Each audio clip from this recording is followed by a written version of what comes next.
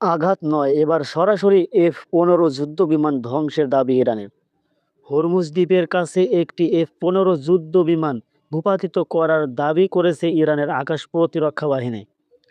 রোববার 22শে মার্চ ইরানের আধা সরকারি সংবাদ সংস্থা ইসনা জয়েন্ট এয়ার ডিফেন্স কমান্ডারের এক বিবৃতিতে বরাত দিয়ে এ তথ্য জানিয়েছে। বিবৃতিতে বলা হয়, ইরানের আকাশ প্রতিরক্ষা ব্যবস্থার লক্ষ্যবস্তুতে পরিণত হওয়ার ঠিক আগেই যুদ্ধবিমানটি থেকে একটি ক্ষেপণাস্ত্র নিক্ষেপ করা হয়েছিল।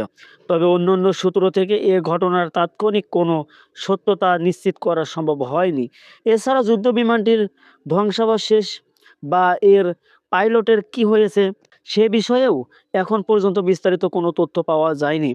গত 28শে ফেব্রুয়ারি ইরানকে লক্ষ্য করে যুক্তরাষ্ট্র ও ইসরায়েলের যৌথ সামরিক অভিযান শুরুর পর থেকে মধ্যপ্রাচ্যে আঞ্চলিক উত্তেজনা এক ভয়াবহ রূপ নিয়েছে।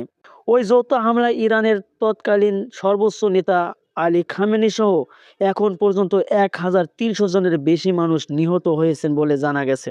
এদিকে ইরান জানিয়েছে, ইরানের পারমাণবিক স্থাপনাগুলোতে হামলা হলে হরমুজ প্রণালী সম্পূর্ণ বন্ধ করে দেওয়া হবে।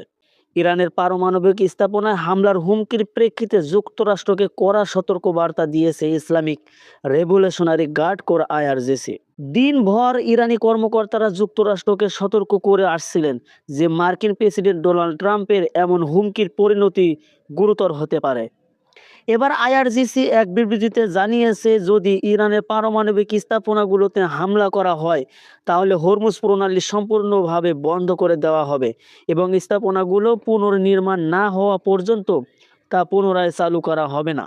বিবৃতিতে আরও বলা হয়, ইসরায়েলের বিদ্যুৎ কেন্দ্র, জ্বালানি অবকাঠামো এবং তথ্য ও যোগাযোগ প্রযুক্তি খাতকে ব্যাপকভাবে লক্ষ্যবস্তু করা হবে। পাশাপাশি এই অঞ্চলে মার্কিন শেয়ারধারী কোম্পানিগুলোকেও সম্পূর্ণ ধ্বংস করার হুমকি দেওয়া হয়েছে।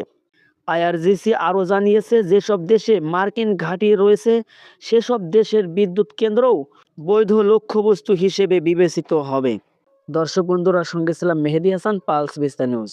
এরকম আরও গুরুত্বপূর্ণ আন্তর্জাতিক সংবাদ পেতে অবশ্যই পালস বিস্তা নিউজ চ্যানেলটি সাবস্ক্রাইব করবেন, লাইক করবেন এবং কমেন্ট করতে ভুলবেন না। ধন্যবাদ।